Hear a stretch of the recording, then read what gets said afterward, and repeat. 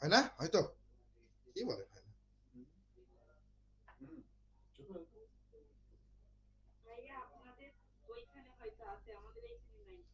আছে, সব জায়গায় আছে। আচ্ছা একটু দেখেন, আমি মেইন গ্রুপে লাইভ দিছি, হ্যাঁ আমি ভুলে গেছিলাম লাইভ দিতে। কত কি গুরুত্বপূর্ণ আলোচনা করলাম। সামনে আসতেছে কি 14ই ফেব্রুয়ারি। হাই রে ভালোবাসা। আমাদের ভালোবাসা হবে কোথায়? সাহিত্যের সাথে। যত ভালোবাসা সব সাহিত্য। ভালোবাসা মানেই সাহিত্য, সাহিত্য মানেই ভালোবাসা। হ্যাঁ, রোমান্টিক পোয়েট্রিতে। আচ্ছা, বিরক্ত লাগলে বলবেন, হ্যাঁ। হ্যাঁ বলেন আপু।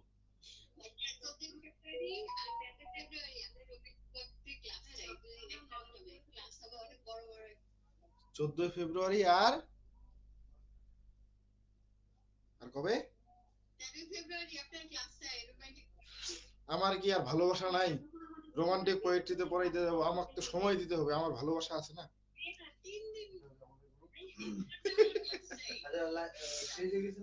গ্রুপে, মেইন গ্রুপে। আচ্ছা, আপনারা যেহেতু বলেছেন অবশ্যই হবে। এখন আমাকে দেখতে হবে অন্য ইয়ারের যদি ক্লাস থাকে। আমার টানা মনে হয় থার্ড ইয়ার ফোর্থ ইয়ারের ক্লাস আছে অনেকদিন। আচ্ছা 14ই ফেব্রুয়ারি মনে হয় ক্লাস নাই, ছুটি নিয়েছিলাম মনে হয়, যদি ভাবলাম যে একটু ভালোবাসা যদি করা যায় কারোর সাথে, এই জন্য আমি ছুটি নিয়েছিলাম। তো ঠিক আছে, আপনাদের সাথে রোমান্টিক পোয়েট্রি নিয়ে আমরা ভালোবাসা করব। তো ঠিক আছে, আমরা আজকে কি পড়তেছি? না ক্লাস চলবে। হ্যাঁ, ক্লাসের মধ্যে ভালোবাসা হবে। লাইভ হয় নাই? সিনথিয়া আপু লাইভ হচ্ছে? পেজে তো লাইভ একটা চলতেছে, পেজে হবে না তো? হ্যাঁ আমার আমার আইডিতে। আচ্ছা হোক, চলুক এক জায়গায়।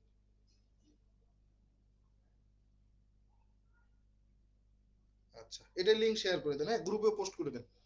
আমি ভুলবশত সেখানে দিয়ে দিয়েছি, খেয়াল করিনি, আমি দুঃখিত। তো আজকে আমরা আলোচনা করতেছি সংবিধান।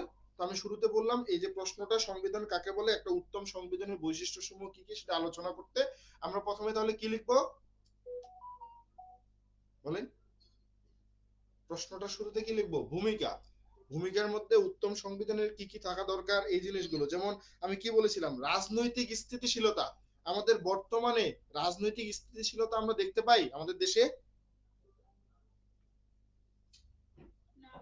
নাই। আমাদের দেশে সামাজিক স্থিতিশীলতা আছে? সেটাও নাই। দাবির উপর দাবি, একটা নতুন সরকার এসেছে, ওনাকে কিছুদিন সময় দেওয়া উচিত, কিন্তু সেটা না করে কি হচ্ছে, একটার পর একটা দাবি উত্থাপিত হতে আছে। এরপর হচ্ছে অর্থনৈতিক, অর্থনৈতিক যে স্থিতিশীলতা সেটাও নেই। কেন? কারণ একটা সরকার অনেকভাবে যেভাবে হোক একটা দেশকে চালাই গেছে, একটা বিপদের মধ্যে ফালাই দিয়ে গেছে, সেটাতে স্থিতিশীলতা আসতে, অর্থনৈতিকভাবে স্বাবলম্বী হতে কিছুটা সময় লাগবে। এরপর হচ্ছে যে সাংস্কৃতিক উন্নয়ন। সাংস্কৃতিক উন্নয়নটাতে এটাতেও ঠিক মতো নাই। কেন? কারণ হচ্ছে যে নানান ভাবে আমরা বাধাগ্রস্ত হচ্ছি, নানান ভাবে আমরা এই যে সংস্কৃতি মনা যে ব্যাপারগুলোতে, সমাজের ব্যবস্থাগুলোতে সব দিকেই হচ্ছে কি হচ্ছে, কেউ এ লুকায় বেড়াচ্ছে, এ ওইদিকে যাচ্ছে, মানে সমাজের যে সাংস্কৃতিক অবস্থাটা এটাও ঠিক নেই।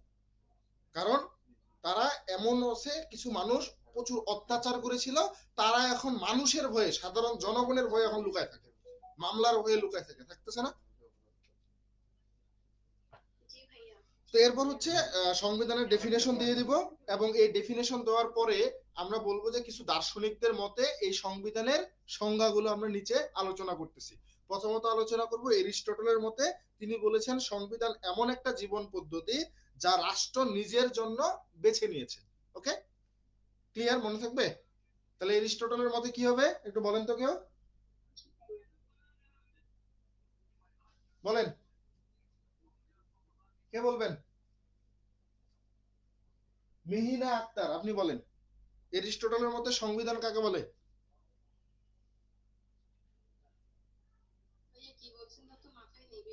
হাই হাই, তাহলে কেমনে হবে? মনোযোগ দিতে হবে। কি বলেছি? সংবিধান হলো এমন একটা জীবন পদ্ধতি, আমাদের নিজের জীবনটা চিন্তা করবেন, এমন একটা জীবন পদ্ধতি মূলত হচ্ছে যা একটা রাষ্ট্র পরিচালনার জন্য সে নিজেই বেছে নেয়। তাহলে মূল কথাটা কি? সংবিধান এমন একটা জীবন পদ্ধতি যা রাষ্ট্র নিজের জন্য বেছে নিবে। ক্লিয়ার? বলেন এখন।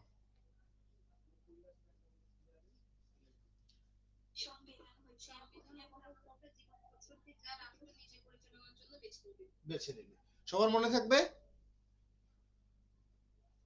তাহলে এটা কার মতে বললাম? এটা কার মতে বলছি? এরিস্টটলের মতে। এবার আমরা আরেকজন ব্যক্তির নাম শুনবো, অনেকে জীবনে শুনেছেন, অনেকে প্রথম শুনবেন। সি এফ স্ট্রং নাকি দুর্বল? স্ট্রং। C F strong. এই সি এফ স্ট্রং এর মতে তিনি বলেছে যে সংবিধান হচ্ছে যেসব নিয়ম কানুনের সমষ্টি যা দ্বারা ক্ষমতা, তারপর হচ্ছে শাসিতের অধিকার এবং এ দুইয়ের মধ্যে সম্পর্ক নির্ধারিত হয়ে থাকে। আবার শুনেন, সংবিধান হচ্ছে যেসব নিয়ম কানুনের সমষ্টি। সংবিধান কি?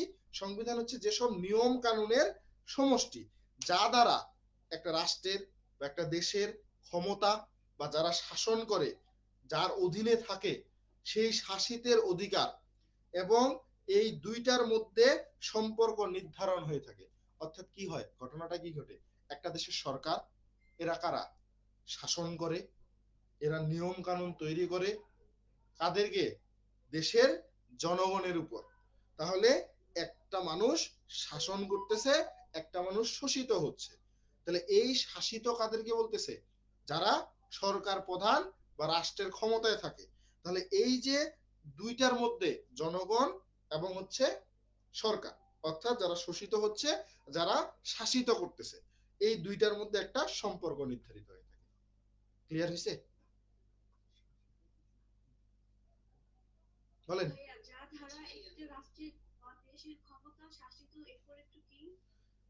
শাসিতের অধিকার এবং এই দুইয়ের মধ্যে সম্পর্ক নির্ধারণ করে।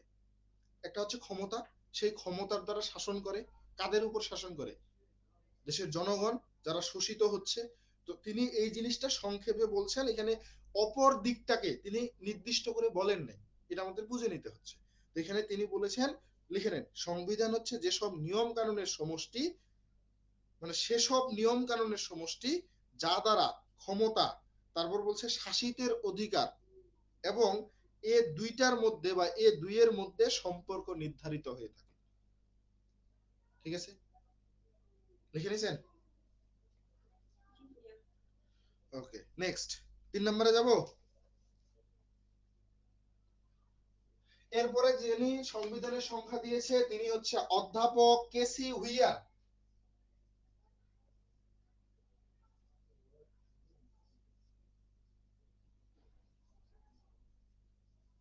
কেসি হুইয়ার। এই কেসি হুইয়ারের মতে সংবিধান হচ্ছে সেসব নিয়মের সমষ্টি। সংবিধান হচ্ছে সেসব নিয়মের সমষ্টি যা কি উদ্দেশ্যে বা কোন বিভাগের মাধ্যমে সরকারের ক্ষমতা পরিচালিত হবে তা নিয়ন্ত্রণ করে। খুবই সহজ।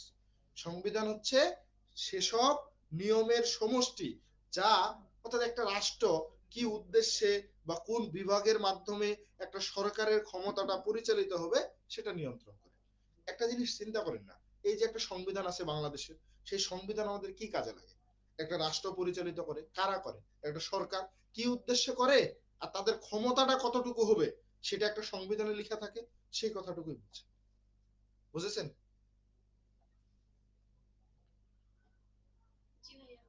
বলেন দেখি কি বললাম, কেসি হুইয়ার কি বলেছে?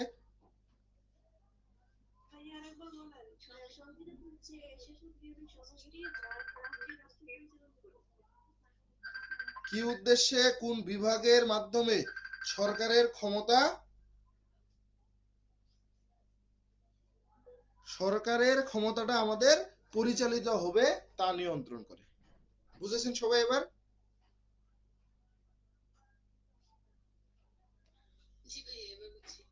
আচ্ছা, এরপর হচ্ছে যে লর্ড ব্রাইস।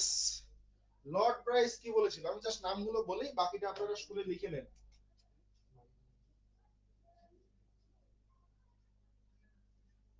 আমি চিন্তা করতেছি হচ্ছে এখানে একটা নাম দিয়ে দিই, লর্ড ব্রাইস না দিয়ে দিয়ে দিই লর্ড রিপন। লর্ড রিপনের মতে, ঠিক আছে?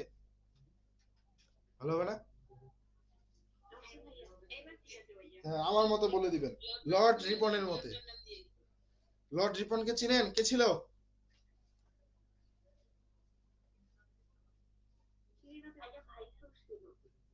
ওইটা তো পরে, লর্ড রিপন হচ্ছে ডিওবিজির টিচার। শেষ। আচ্ছা, তো লর্ড ব্রাইসের মতে সংবিধান হলো সেসব আইন কানুন ও রীতিনীতির সমষ্টি যেগুলো রাষ্ট্রের জীবনকে নিয়ন্ত্রণ করে। জাস্ট এতটুকু কথা, যেগুলো রাষ্ট্রের জীবনকে নিয়ন্ত্রিত করে, সেটাই মূলত হচ্ছে লর্ড ব্রাইস বলেছিল যে সংবিধান হচ্ছে সেসব আইন কানুন ও রীতিনীতির সমষ্টি যেগুলো রাষ্ট্রের জীবনকে নিয়ন্ত্রণ করে। ক্লিয়ার? এরপর হচ্ছে অধ্যাপক লোয়েনস্টাইন। আরে নাম রে, এই তথ্যগুলো যদি দিতে পারেন তাহলে ভালো মার্ক পাবেন।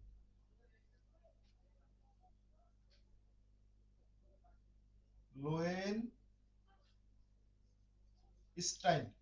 এই লোয়েনস্টাইনের মতে তিনি বলেছেন সংবিধান হলো রাজনৈতিক ক্ষমতা প্রয়োগের ক্রিয়া প্রতিক্রিয়াকে নিয়ন্ত্রণ করে বা নিয়ন্ত্রণ করার একটা প্রধান অস্ত্র মাত্র। একটু তিনি ভিন্নভাবে কথা বলছে না? সংবিধান হলো রাজনৈতিক ক্ষমতা, একটা দেশের যে রাজনৈতিক নেতারা ক্ষমতায় থাকে তাদের ক্ষমতা প্রয়োগ যে করবে সেই প্রয়োগের ক্রিয়া এবং প্রতিক্রিয়া, নিউটনের থার্ড ল, ক্রিয়া এবং প্রতিক্রিয়াকে নিয়ন্ত্রণ করার একটা প্রধান যন্ত্র মাত্র। কথা বুঝেছেন কি বলছি?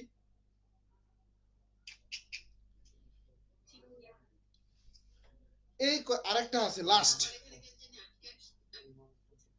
আমার নেটের সমস্যা না আপনাদের?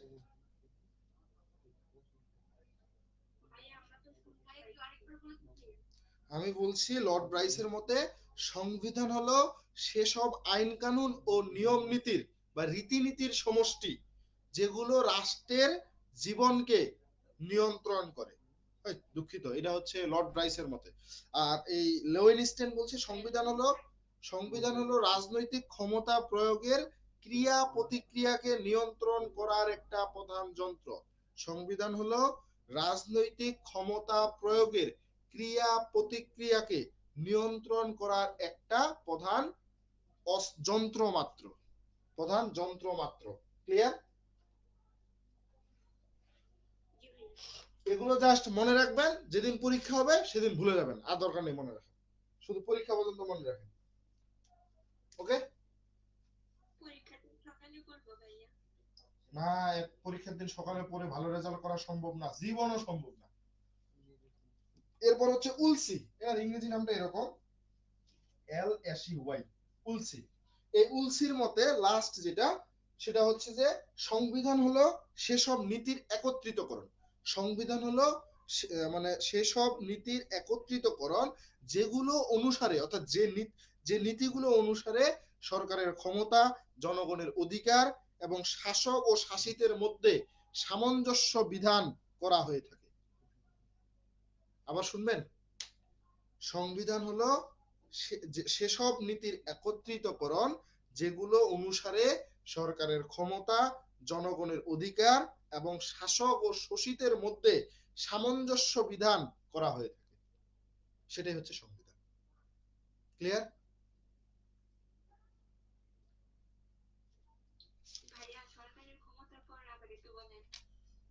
সরকারের যে সংবিধান হলো যেসব নীতি, মানে সেসব নীতির একত্রিতকরণ যেগুলো অনুসারে সরকারের ক্ষমতা, জনগণের অধিকার, সরকারের ক্ষমতার পরে জনগণের অধিকার এবং শাসক ও শোষিতের মধ্যে সামঞ্জস্য বিধান করা হয়ে থাকে।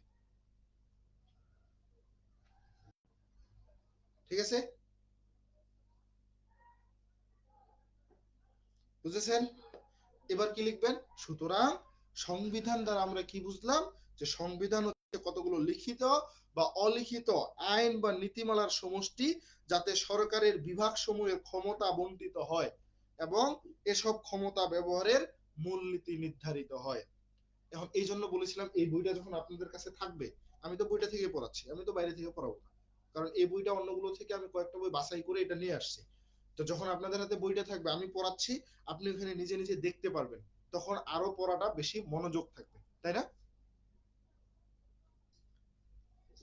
তো এবার হচ্ছে উত্তম সংবিধানের বৈশিষ্ট্য লিখতে হবে। পয়েন্টটা হবে উত্তম সংবিধানের বৈশিষ্ট্য। উত্তম সংবিধানের বৈশিষ্ট্য আসে 14টা। কয়টা? 14টা। সর্বপ্রথম 1 নম্বরে হচ্ছে সুস্পষ্ট। কি হবে?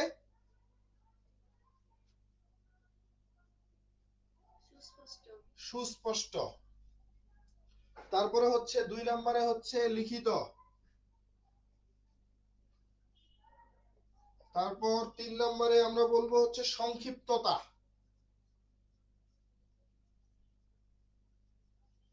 সংক্ষিপ্ততা। 4 নম্বরে হবে জনমতের প্রতিফলন। জনমতের প্রতিফলন। 5 নম্বরে হবে মৌলিক অধিকারের সন্নিবেশ।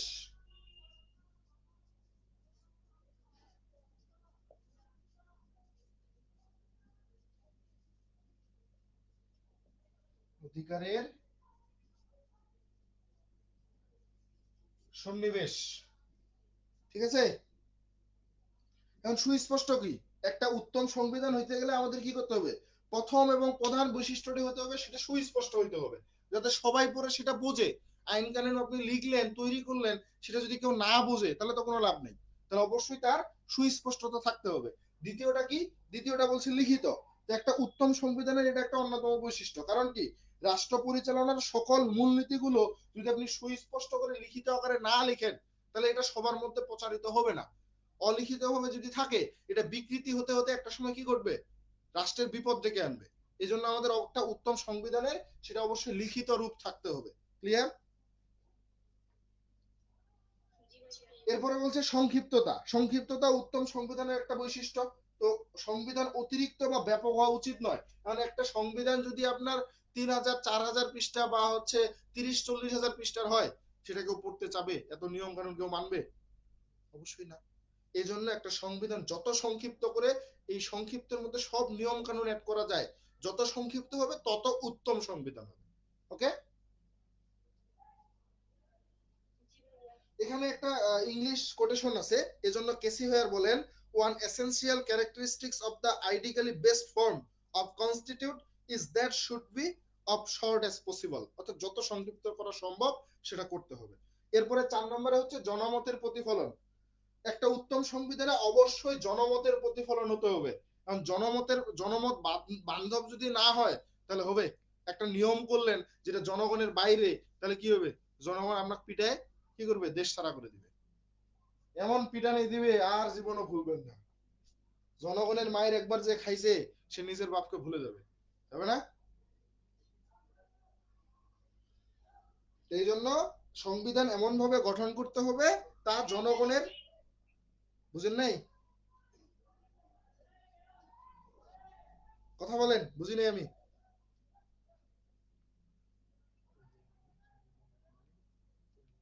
কিছু বল। নাই নাই, এরকম কোনো কাজ করি নাই জীবনে। একটা করা লাগবে যেন, একদিন অন্তত অভিজ্ঞতা নেওয়ার জন্য, না? উচিত না এটা? কিন্তু এই জনগণের এই অভিজ্ঞতা নিতে যায় যদি আর বেঁচেই না থাকি, তাহলে কি হবে? তাহলে তো জীবনটাও যাবে, সবকিছুই চলে যাবে, আর অভিজ্ঞতাও থাকবে না।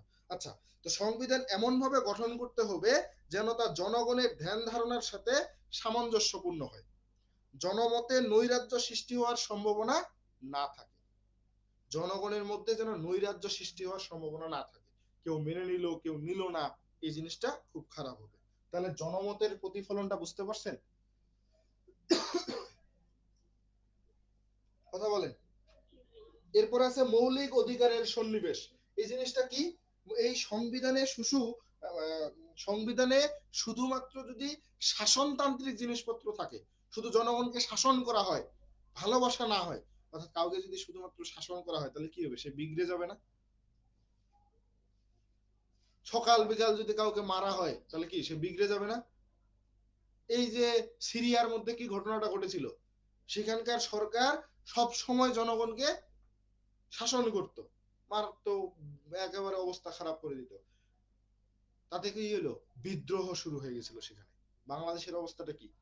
এই 15 বছর, 14-15 বছরে জনগণের উপর শাসন করতে করতে জনগণের যে স্বাধীনতা, জনগণ সেটাই ভুলে গিয়েছিল।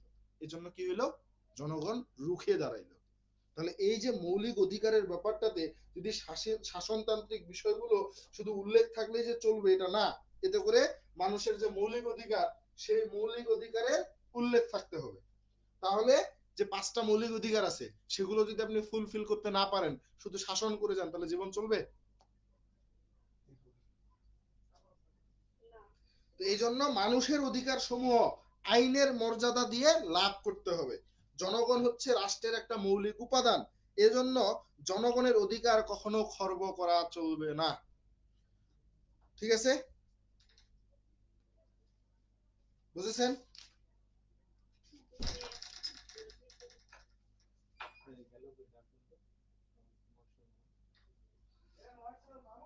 আচ্ছা, এরপর আমরা যেটা হচ্ছে পয়েন্ট পড়বো, এই 5টা পয়েন্ট ক্লিয়ার হয়েছে সবার? এখন যদি বই থাকে এগুলো পড়লে ইজি হবে না ব্যাপারগুলো? আচ্ছা, এরপরে যেটা আছে সেটা হচ্ছে ব্যাপকতা। ব্যাপকতা, ব্যাপকতা জিনিসটা কি? ব্যাপকতা হচ্ছে একটা উত্তম সংবিধান। সংবিধান তো অনেক ভাবে হয়, লিখিত আছে, অলিখিত আছে। তো একটা উত্তম সংবিধান হতে হবে। উত্তম সংবিধানের একটা মানে অন্যতম বৈশিষ্ট্য হচ্ছে ব্যাপকতা। তো সংবিধানে রাষ্ট্র পরিচালনার মূলনীতি এবং মানুষের যে মৌলিক অধিকার সমূহ আছে এগুলো সুস্পষ্টভাবে লিপিবদ্ধ করার জন্য যদি সংবিধান ব্যাপক আকার ধারণ করে বা বড় হয়, তবে তা করতে হবে।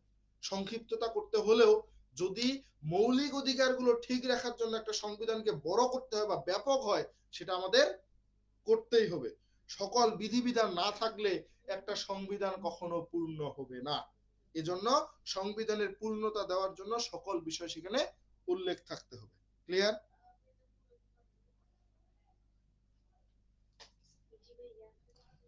শেষ করবো না আপনি শেষ করবেন? তারপরে তখন শুরু করবেন। আচ্ছা, এরপর হচ্ছে পরিবর্তনশীলতা। পরিবর্তনশীলতা, পরিবর্তনশীলতা তো একটা উত্তম সংবিধানের কিন্তু এটা একটা অন্যতম বৈশিষ্ট্য, কারণ পরিবর্তনশীলতা খুবই দরকার। সমাজের প্রয়োজনে, জনগণের চাহিদার পরিপ্রেক্ষিতে মাঝে মাঝে সংবিধানে কি করা হয়? সংস্কার করা হয় না? নতুন নতুন সংস্করণ করা হয় না? 14তম সংস্করণ, 15তম সংস্করণ করা হয়। হ্যাঁ, তো এইটা কেন করা হয়? সমাজের প্রয়োজনে, জনগণের চাহিদার প্রেক্ষিতে একটা সহজ পন্থায় সংশোধন করা হয়। পঞ্চম সংশোধনী, চতুর্থদশ সংশোধনী, দশম সংশোধনী। তো আমাদের দেশে কি ঘটেছে? কেন সরকার এটা সংশোধন করেছিল? তার একটা রাষ্ট্রের যে রাজনৈতিক দল, সেই দলগুলোর সুবিধার জন্য, সমাজের সুবিধা বা জনগণের সুবিধার জন্য করে নেয়। এজন্যই কিন্তু আজকে সংবিধান নিয়ে নানান রকম প্রশ্ন ওঠে। ক্লিয়ার? তো যদি একটা সমাজের প্রয়োজনে, একটা জনগণের প্রয়োজনে সংশোধন করা হয়, তাহলে সেটা ভালো হয়। ক্লিয়ার? এরপর হচ্ছে স্থায়িত্ব। স্থায়িত্ব, সংবিধানের অবশ্যই স্থায়িত্ব থাকতে হবে। নাহলে কি হবে? যে সংবিধানের যে ধারাসমূহ, যেটা সাময়িক ভাবাবেগ উত্তেজনাবশত যদি পরিবর্তন করা না যায়, সেজন্য এটা খুব বেশি সুপরিবর্তনীয় হবে না। তবে উত্তম সংবিধান হওয়ার জন্য সুপরিবর্তনীয় হওয়ার পাশাপাশি সংবিধানের স্থায়িত্ব থাকতে হবে। এমন ভাবে সংবিধান তৈরি করতে হবে যাতে করে বারবার সমাজের জন্য, জনগণের জন্য পরিবর্তন করা না লাগে। কথা ক্লিয়ার? এরপর হচ্ছে ভারসাম্য রক্ষা। ভারসাম্য রক্ষা, তাহলে সার্বভৌম ক্ষমতা বন্টনের ভারসাম্য রক্ষা উত্তম সংবিধানের একটা অন্যতম বৈশিষ্ট্য। একটা উত্তম সংবিধানের মাধ্যমে সকল প্রকার ভারসাম্য রক্ষা করা যায়। এখন একটা সংবিধান করলেন, সেখানে যদি আপনি নিগোষ্ঠীদের কথা না বলেন, যারা হচ্ছে এই যে হচ্ছে আমরা পড়েছিলাম না, গারো সমাজ, সাঁওতাল সমাজ, এদের কথা যদি আপনি না চিন্তা করেন, তাহলে হবে? তাহলে উত্তম সংবিধান হলে সেটার ভারসাম্যতা রক্ষা করতে হবে, সব দিক বিবেচনা করে একটা সংবিধান তৈরি করতে হবে। ক্লিয়ার? কথা বলেন। এরপর হচ্ছে যুগ উপযোগী। একটা উত্তম সংবিধান অবশ্যই সেই যুগের উপযোগী হতে হবে বা যুগ উপযোগী হতে হবে। যুগের অগ্রবর্তী হচ্ছে অর্থাৎ হচ্ছে যে ডিজিটালাইজ হচ্ছে। এখন এই যুগের অগ্রবর্তী হলে দুঃখের কারণ হয়, আবার যুগের পশ্চাতে বা পিছনের দিকে চিন্তা করলে কি হয়, এটার কোনো মর্যাদা থাকবে না। ফলে একটা উত্তম সংবিধান তৈরি করতে হলে আমাদের যুগের চাহিদা অনুযায়ী সেটার সংশোধন করে বা একটা উত্তম সংবিধান তৈরি করতে হবে। একটা সংবিধান তৈরি করতে হলে 100-200 বছর পরে কি হতে পারে সেটা চিন্তা করতে হবে, সেই চিন্তাগুলো করে একটা সংবিধান তৈরি করতে হবে। ওকে, ক্লিয়ার?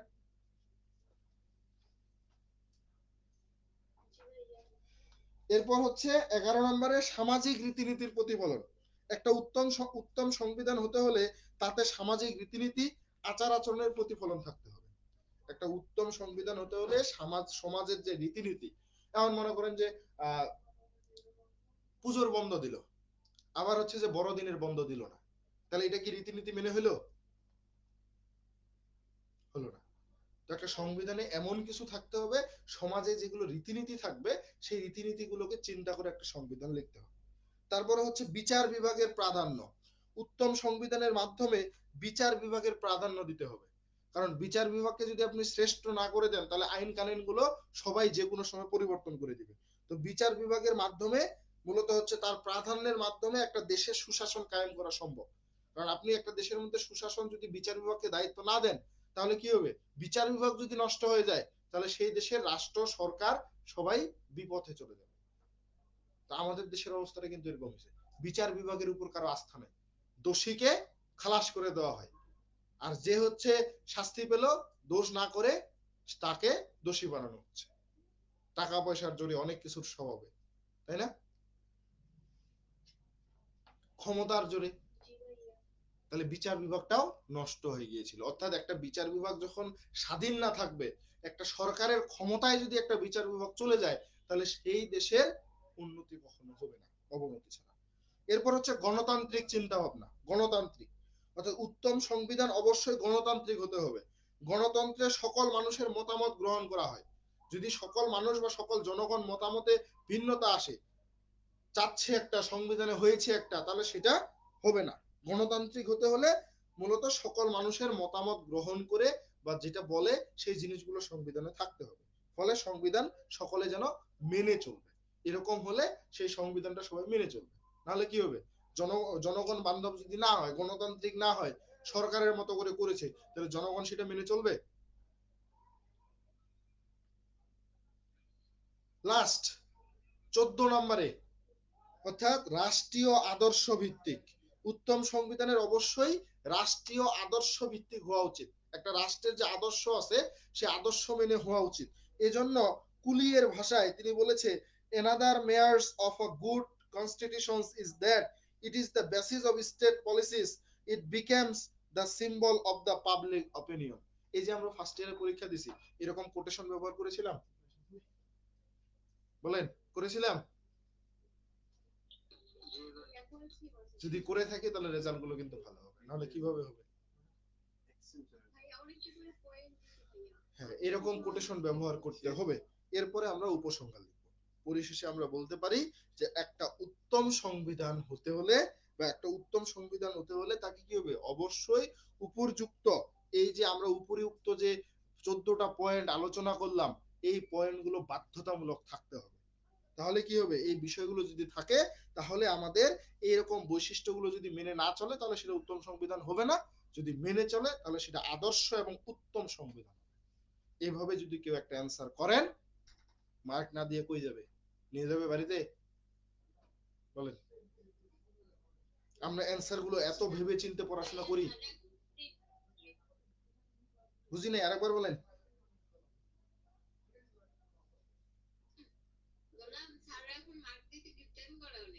না, আপনি যদি লিখেন তাহলে কিপটামি করবে না। আপনি এই প্রশ্নটা আসলে আমি যেভাবে বইটা থেকে পড়াইলাম, দেখেন, এই আপনাদের কাছে অনেকের কাছে কোনো বই আছে, কারো কাছে অন্য কোম্পানির, কারো কাছে নাই? থাকলে, থাকলে হচ্ছে, যদি থাকে এই প্রশ্নটা দেখেন, আমি যেভাবে পয়েন্ট গুলো বললাম এভাবে পরিপূর্ণভাবে সবগুলো আছে? আছে, আবার নতুন কিছু যুক্ত আছে, মানে এটার থেকেও বেশি আছে? জি ভাইয়া। কতগুলো পয়েন্ট বেশি আছে? আর কি কি আছে বলেন তো একটু। আমার হাতেরটা ব্যতিক্রমের। হ্যাঁ ওই ভাইয়ার কাছে একটু জানতে চাচ্ছি আর কি কি পয়েন্ট আছে। কিসের? রেনেসা?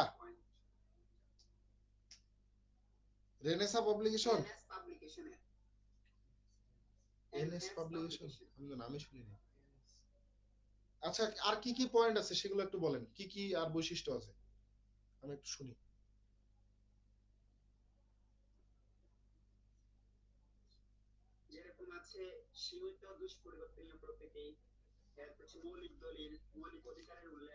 হ্যাঁ,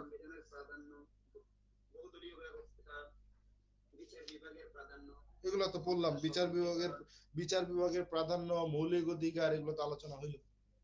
এখানে একটা জিনিস যেটা নতুন মনে হলো সেটা হচ্ছে বহুদলীয় ব্যাপারটা। বহুদলীয় হলে সেটা সরকার জনগণ বান্ধব হতে হবে, এই জিনিসটা খুব সুন্দর।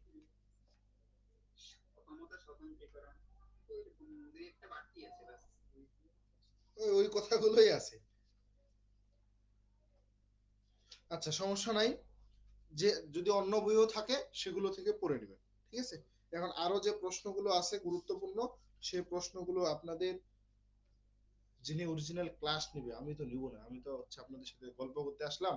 আচ্ছা ভাবলাম একটা ক্লাস পরে একটু প্রশ্ন পড়াই দিই, তো সেই ভাইয়া হচ্ছে আপনাদের বাকি প্রশ্নগুলো আলোচনা করে দেবে। ওকে, টাটা, বাই বাই, আসসালামু আলাইকুম।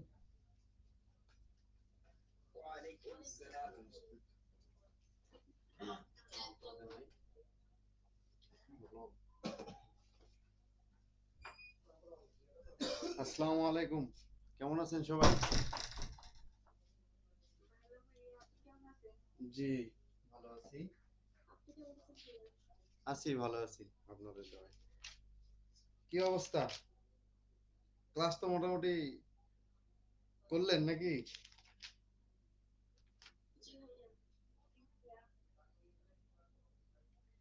আচ্ছা, ভাইয়া মনে হয় একটা জিনিস বলে নাই। আমরা আমরা কিন্তু ব্রড প্রশ্নগুলো পড়তেছি, হ্যাঁ? ভাইয়া কিন্তু যে প্রশ্নটা বুঝাইলো সেটা হচ্ছে ব্রড প্রশ্ন। এই ব্রড প্রশ্নটা কিভাবে লিখবেন সেইটা, এবং কি কি টপিকস দিতে হবে, দিলে মোটামুটি একটা ভালো মার্ক পাবেন, সেই বিষয়গুলো আমাদেরকে খেয়াল রাখতে হবে। এখন শুধু প্রশ্ন অনেকেই কি করে, শুধু লিখেই যান, মানে একটা যে প্যারা সিস্টেম আছে, সেই সিস্টেম না মেনে যদি আপনি ওই পাতা শুধু ভর্তি করেন তাহলে কিন্তু মার্ক দিবে না। আমি শুনলাম যে আসলে স্যার নাকি গিফটটা হয়ে গেছে, মার্ক দিচ্ছে না। কিন্তু দেখেন, আপনার খাতার তো মাধুর্যতা থাকতে হবে। যদি এইটা না থাকে তাহলে আপনাকে কিভাবে মার্ক দেবে? এখন প্রশ্ন হচ্ছে যে আপনি সুন্দর করে লিখলেন, হ্যাঁ, সিস্টেমে লিখলেন না, আপনার লেখাও সুন্দর, মাধুর্যটা আছে, কিন্তু আপনার দেখা যাচ্ছে টপিক গুলো ভুল লিখছেন, তাহলে সেক্ষেত্রে কিন্তু মার্ক আপনি সেরকম ভাবে পাবেন না। প্রথম কথা হচ্ছে আপনি প্রশ্নটা দেখার সাথে সাথে ওই প্রশ্নটা আপনি কিভাবে পড়ছেন সেইটা আগে মনে করতে হবে। এখন আমার কথা হচ্ছে, আপনি যদি আপনারা যে কেউ যদি প্রশ্ন করেন যে ভাইয়া এতগুলো জিনিস তো আসলে মুখস্থ করে রাখা সম্ভব না, তাই না? থাকবে এতগুলো মুখস্থ? কিন্তু আমরা যদি একটা প্রশ্নের ধারা, মানে টপিকস গুলো যদি মুখস্থ রাখি, সেই টপিকস অনুসারে টপিকসটা মনে করলে কিন্তু ওর ধারণা বা আমাদের ওর যে বিস্তারিততা আছে সেটার আমরা 70% উত্তর দিতে পারবো। এটা কি আপনারা মানেন? কেউ কিছু বলেন না কেন? বুঝলাম না। সবাই রিবন ভাইয়া তখন ছিল, কথা বললেন, এখন আমি আসলাম, কথা বলতেছেন না।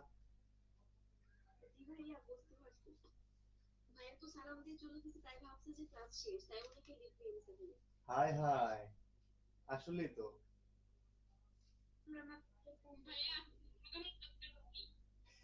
জি, কেন?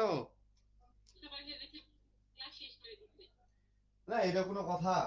আচ্ছা, ভাইয়া কি বলছে যে আজকে ক্লাস এখানে শেষ, আর ক্লাস নেওয়া হবে না আগামী থেকে? যে ভাইয়া প্রথমে ক্লাস নিচ্ছে সেই ভাইয়া ক্লাস নিবে। হুম।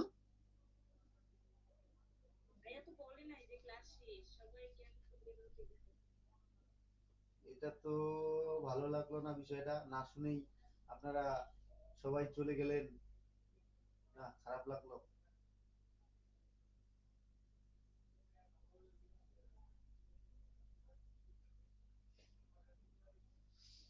আচ্ছা, যাই হোক, আমরা একটা জিনিস চিন্তা করব, অনেকেই চলে গেছে সমস্যা নাই, এখন বিষয় হচ্ছে যে আপনাদের এই নন মেজর ক্লাস কিন্তু বেশি দেওয়া নাই। আপনারা হয়তো হিসাব করছেন কিনা জানি না, আপনাদের কাছে রুটিন আছে, সেই রুটিনটা আপনারা দেখেন নন মেজর ক্লাস কয়টা আছে। এখন সেই সাপেক্ষে যদি আপনারা ক্লাস আমরা শেষ না করতে পারি, পরে কিন্তু আপনাদের সমস্যা হবে বা সময় পাওয়া যাবে না। এখন আহ, এই যে কয়টা 10টা মনে হয় দেওয়া আছে, 10টা ক্লাসেই শেষ করে দেওয়া আছে, এটার হচ্ছে 7টা ক্লাস আছে। এই যে রাজনৈতিক সংগঠন এবং ব্রিটেন ও মার্কিন যুক্তরাষ্ট্রের রাজনৈতিক ব্যবস্থা, এটা হচ্ছে 7টা অধ্যায়, 7টা ক্লাস আছে। আমি অলরেডি গত যে ক্লাসটা নিছি সেইখানে কিন্তু একটা গোটাল অধ্যায় আলোচনা করার কথা ছিল, কিন্তু আমি করতে পারি নাই। যার কারণে হচ্ছে আজকে আবার এটাই নিচ্ছি দ্বিতীয় ক্লাস। এখন যদি এটা আবার পিছিয়ে যায়, তাহলে দেখা যাচ্ছে যে পরের যে অধ্যায়গুলো আছে সেগুলো এখন মানে আলাদা সময় বের করতে হবে, রুটিন মাফিক হবে না।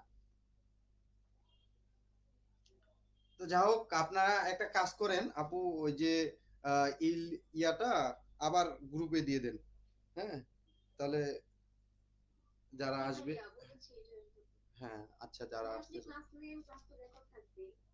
আচ্ছা হ্যাঁ ঠিক আছে, সমস্যা নাই। আচ্ছা, আমরা যে রিপন ভাইয়া যেটা বললো, মানে যে প্রশ্নটা পড়াই দিছি সেটা হচ্ছে সংবিধান কাকে বলে এবং একটি উত্তম সংবিধানের বৈশিষ্ট্য সমূহ আলোচনা করো। এখন এই এটা তো বিস্তারিত, আমরা যেহেতু সংবিধান পড়তেছি, সংবিধান নিয়েই আমাদের আহ, এটার মানে যত প্রশ্ন আছে সেগুলি। তো এরপরে আমরা যেটা গুরুত্বপূর্ণ প্রশ্ন সেটা হচ্ছে যে একটা উক্তি, এই উক্তিটা হচ্ছে, প্রশ্নটা এরকম: মৌল রাজনৈতিক প্রতিষ্ঠান সমূহের সুষম ব্যবস্থাই সংবিধান। আমি প্রশ্নটা লিখে দিই যে কি বলছে।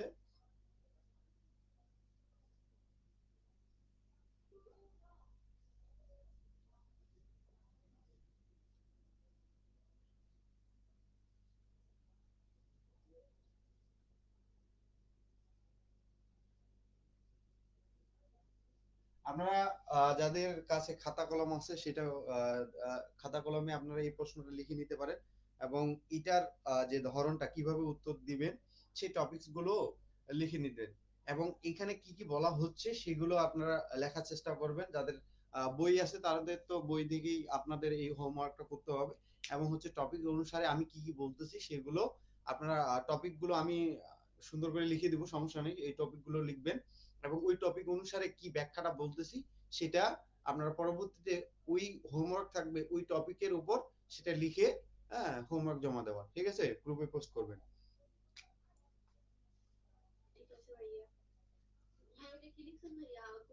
এই যে, না না না, এটা হচ্ছে মৌল রাজনৈতিক প্রতিষ্ঠান সমূহের সুষম,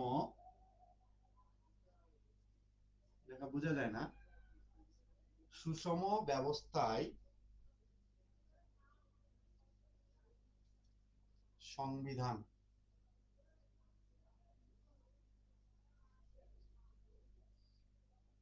কোটেশন আছে এখানে, বলছে পরে হচ্ছে উক্তিটি আলোচনা করো।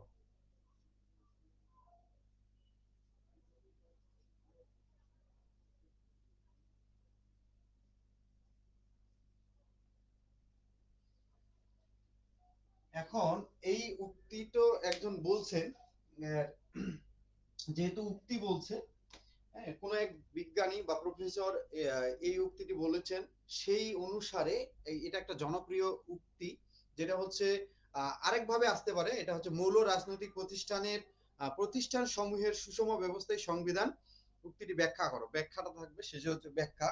এই উক্তিটি বলছেন হচ্ছে প্রফেসর ফাইনার। এই উক্তিটা মানে এই উক্তিটাই কিন্তু একটা প্রশ্ন, হ্যাঁ, এটা হচ্ছে প্রশ্ন। তাহলে এই প্রশ্নটা আমরা কিভাবে উত্তর দিব, কিভাবে সাজা গুছিয়ে লিখবো, সেটাই এখন পড়বো। তো এটা বলছেন হচ্ছে প্রফেসর ফাইনার।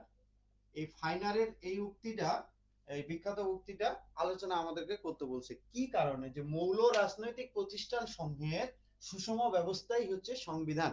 এই ব্রড প্রশ্ন লিখতে গেলে আপনাকে প্রথমে ভূমিকা লিখতেই হবে। ভূমিকাতে কি হয়, প্রথম প্রশ্নটাতে আপনারা কিন্তু বুঝতে পারছেন যে ভূমিকাতে কি কি জিনিস দিতে হবে। সেই অনুসারে এখন ভূমিকা যখন আমরা এখানে দিব, এই ভূমিকাগুলো কিভাবে দিব? এখন যেহেতু এটা সংবিধানের, সংবিধান এই কথাটা আছে, তাহলে আমাকে প্রথমেই সংবিধান কি এই জিনিসটা এখানে উল্লেখ করতে হবে। প্রতিটা প্রশ্নে আপনারা দেখবেন যে যার কাছে যে বইয়ে থাকুক না কেন, এই ভূমিকাটাতে যেহেতু সংবিধান নিয়ে আলোচনা আছে, সংবিধানের সংজ্ঞাটা কি হবে সেই সংজ্ঞাটা কিন্তু আগে দেওয়া আছে। এবং একটু ঘুরে পেঁচাই করে দেওয়া আছে। সংবিধানের সংখ্যা কিন্তু বিভিন্ন ভাবে যেহেতু দেওয়া যায়, যেমন বিভিন্ন বিজ্ঞানী যেহেতু বিভিন্ন মত প্রকাশ করছেন, কিন্তু সংজ্ঞাটাও কিন্তু বিভিন্ন বইয়ে বিভিন্ন রকমের দেওয়া আছে, কিন্তু মূল জিনিসগুলো কিন্তু একই।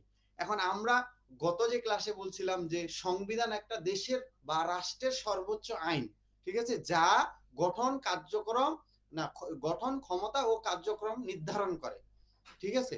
তাহলে এই একটা রাষ্ট্রের গঠন কিরকম হবে, ক্ষমতা কি কি হবে, কার্যক্রম কি কি নির্ধারিত হবে, সেগুলো সংবিধান লেখা থাকে বা লিপিবদ্ধ থাকে বা সংবিধান নির্ধারণ করে, আগে থেকেই নির্ধারিত ছিল।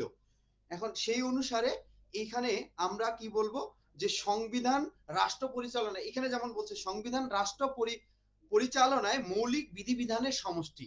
মৌলিক যে বিধিবিধান আছে সেই বিধিবিধান বা নিয়ম নীতি বা রীতিনীতি, যেগুলো অনেক অনেক প্রশ্নে এরকমও দেওয়া আছে রীতিনীতি, সেই রীতিনীতির সমষ্টি।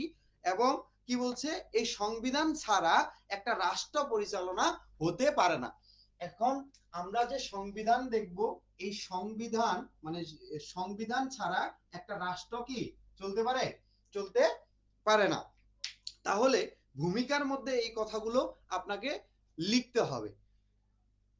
এই যে উক্তিটা আমি প্রথমেই বললাম, সেটা হচ্ছে কি প্রফেসর ফাইনার বলছেন।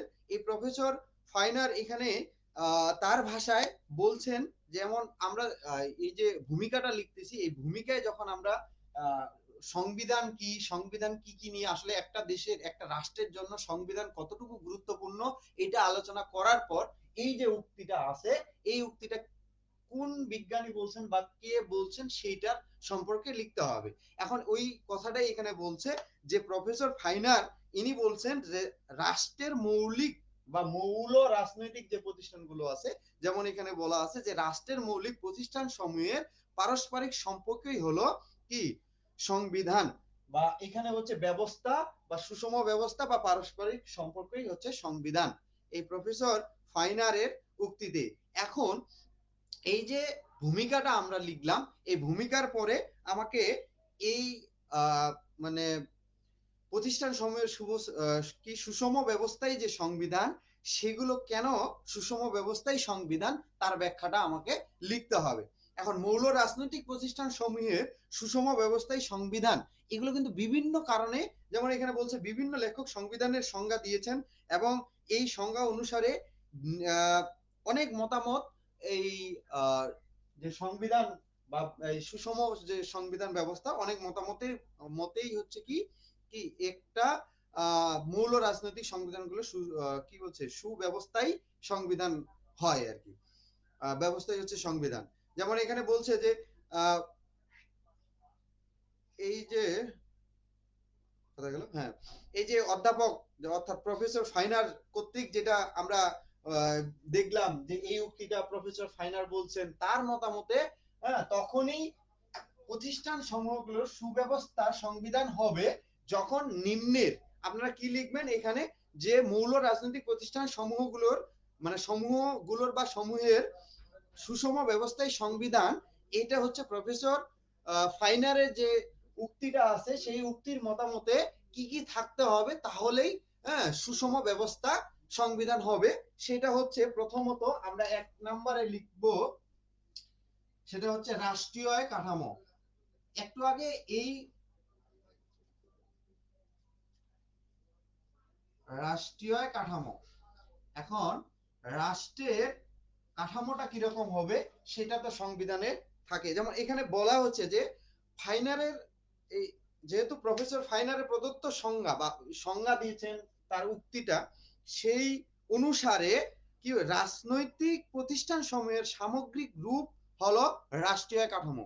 তাহলে রাজনৈতিক প্রতিষ্ঠান সমূহের সামগ্রিক রূপ এটা কি রাষ্ট্রীয় ক্ষমতা। এ সকল প্রতিষ্ঠান নিয়ে রাষ্ট্রের সামগ্রিক কাঠামো তৈরি হয়। 2 নম্বর কি দেওয়া আছে, শাসন ব্যবস্থা। একটু আগে এটা নিয়ে শাসন ব্যবস্থা নিয়ে আমরা কি করলাম, রিপন ভাইয়া আলোচনা করলো। শাসন ব্যবস্থা বা শাসন বিভাগ, একটা সংবিধানে শাসন বিভাগ হচ্ছে গুরুত্বপূর্ণ একটা অংশ।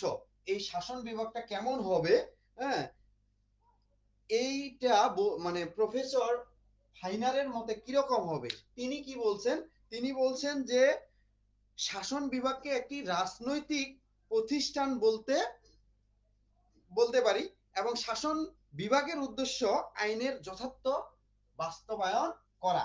এখন শাসন ব্যবস্থা হচ্ছে আইনের বাস্তবায়ন যদি না করতে পারে, তাহলে আমাদের সম্প্রতি যে সমস্যাগুলো কিছুদিন আগে মানে কোনো দিক দিয়েই সমস্যা সমাধান হচ্ছিল না, সেই দিকটা দেখা যাবে। দেখা যাচ্ছে যে অরাজকতা বাড়বে। এখন হচ্ছে যেমন এই যে কিছুদিন আগে ইয়ে হওয়ার পরে যেমন ডাকাতি হইতো, এই যে বিষয়গুলো ডাকাতি হচ্ছে, কট হচ্ছে, মানুষকে মারে মানে মারে রেখে চলে যাচ্ছে, অথচ এর কোনো সুস্পষ্ট নির্ধারিত কোনো আসামি নাই, এবং হচ্ছে এর কোনো বিচার নাই। এই ব্যবস্থাগুলো বাড়ে যাবে বা এগুলো হবে। এটা কেন হবে, কারণ যদি এই শাসন ব্যবস্থাটা যদি ঠিক না থাকে। তাই এখানে বলছে যে শাসন ব্যবস্থা বিভাগের উদ্দেশ্য হলো আইনের যথার্থ বাস্তবায়ন। শাসন বিভাগ হলো আইনের প্রয়োগকারী একটি সংস্থা ও প্রতিষ্ঠান। আইনের প্রয়োগকারী, আইনকে প্রয়োগ করবে কে, শাসন বিভাগ। 3 নম্বর নির্বাচন মণ্ডলী। নির্বাচন মণ্ডলী, এখন নির্বাচন মণ্ডলী এখানে কি একজন আছে কি না অনেকজন বোঝাচ্ছে? আমরা মণ্ডলী বহু বহু অর্থে ব্যবহৃত হয়। নির্বাচন, আচ্ছা এখানে একটু ভুল লিখছি, নির্বাচক মণ্ডলী। হ্যাঁ, নির্বাচক মণ্ডলীতে যেমন অনেকগুলো নির্বাচন কমিশন আমরা জানি নাকি, নির্বাচন কমিশন যে আছে, এই ওইখানে যারা নির্বাচনটা পরিচালনা করে তাদেরকে একসাথে সবাইকে বলছে যে নির্বাচক মণ্ডলী। কিন্তু আমরা এই নির্বাচক মণ্ডলীগুলো যদি আমাদের মানে সংবিধান মতে সুস্পষ্টভাবে নির্বাচন না দেয় বা না করে, তাহলে দেখা যাবে যে এটা হচ্ছে আমরা বিগত সালগুলোতে মানে গত যে কয়েক বছর গেল বা টানা যে বছরগুলো আসছে আমরা দেখছি নির্বাচন কেমন হয়, হ্যাঁ, সেই সেই ব্যবস্থাটা বেশি বৃদ্ধি পাবে। এখন আপনারা হয়তো দেখে থাকবেন আগে অনেকে ভোট দিতে যায়নি, কি কারণে যায়নি বলেন?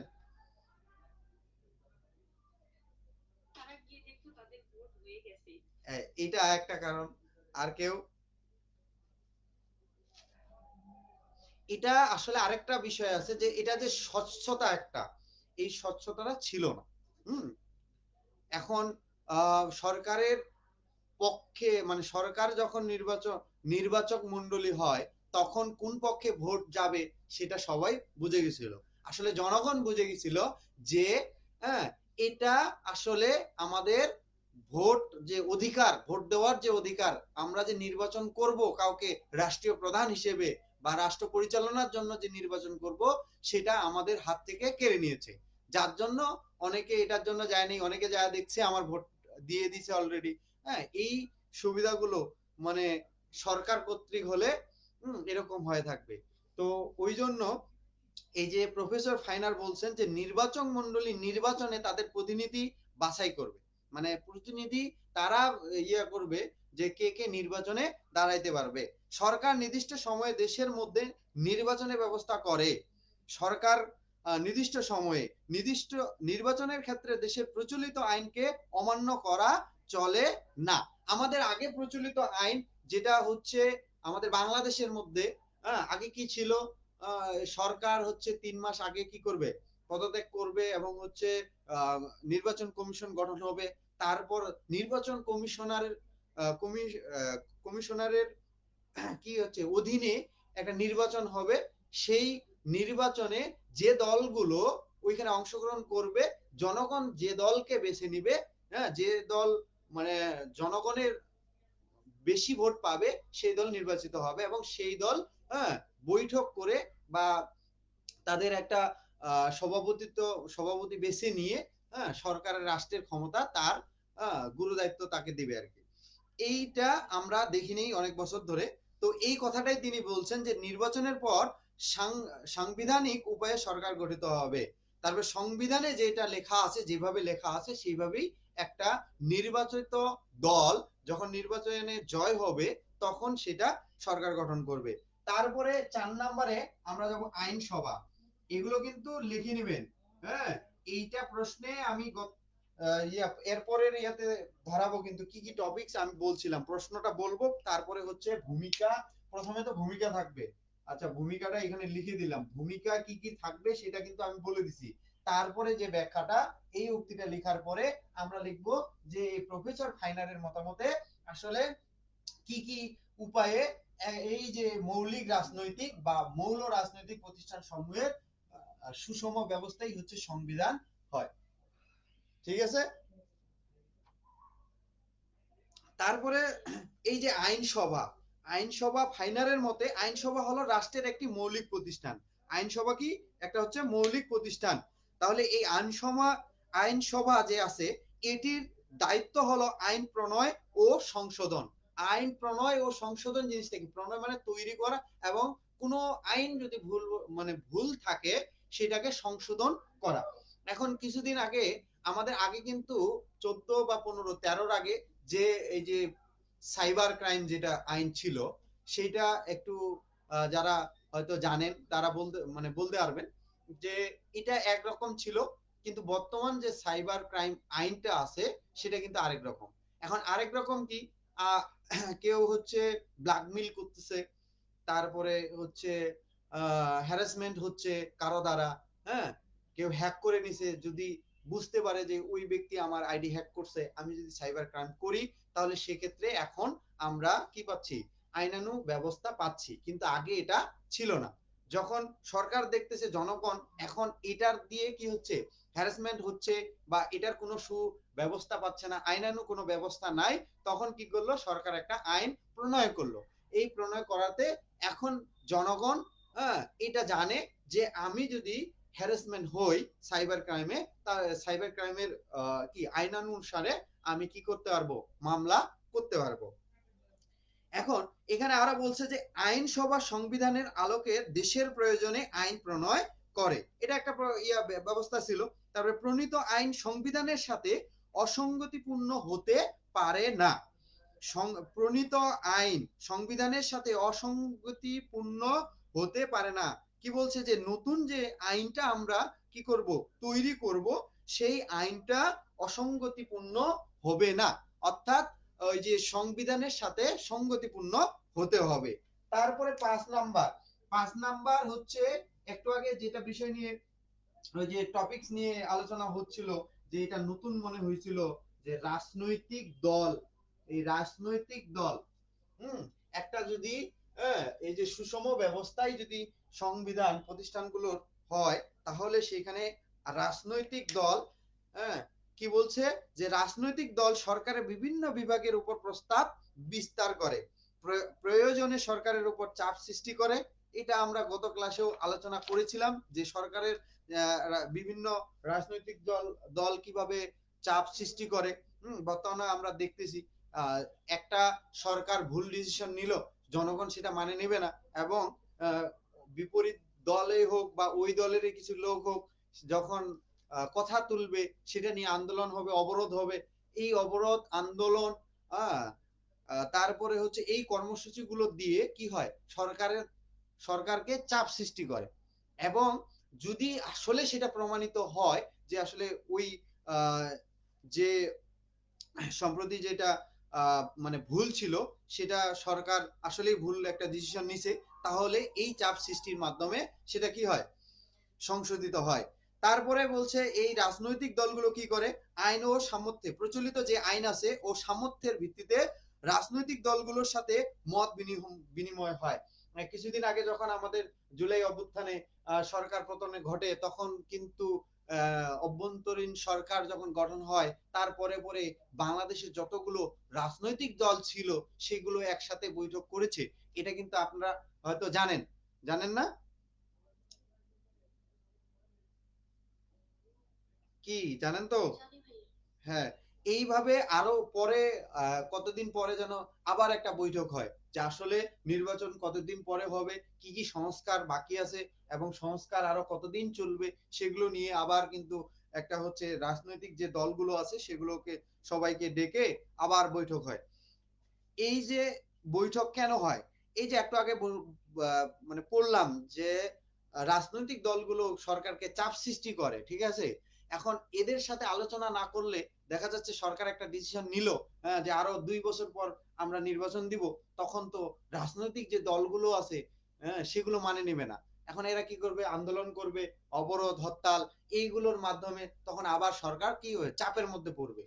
যার জন্য এগুলো আগে থেকে আলোচনা করে, হ্যাঁ, সরকার আহ, তারপরে হচ্ছে প্রস্তাব গ্রহণ করে বা ডিসিশন নেয় যে আমরা কতদিন কি করব। ক্ষমতা বন্টন, ক্ষমতা বন্টন হচ্ছে 6 নাম্বার। তাহলে এখানে আমরা 6 নাম্বার টপিকসে কি দেখতেছি, ক্ষমতা বন্টন। এই ক্ষমতা বন্টন কি? ক্ষমতা বন্টন সংবিধানের মাধ্যমে সরকারের ক্ষমতা বন্টিত হয়। সংবিধানে যে যেরকম আছে সেই অনুসারে ক্ষমতাটি কি হয়, ক্ষমতাগুলো বন্টিত হয়। বিভিন্ন বিভাগ ও প্রতিষ্ঠানের মধ্যে সম্পর্কের জন্য ক্ষমতা সুষম বন্টনের গুরুত্ব অপরিসীম। 7 নাম্বার কি হচ্ছে, আইনগত ধারণা। কিছু না, মানে কোনো কিছু বুঝতে না পারলে প্রশ্ন করিয়েন, চুপ করে থাকিয়েন না। আপনারা আছেন কিনা আমি কিভাবে বুঝবো?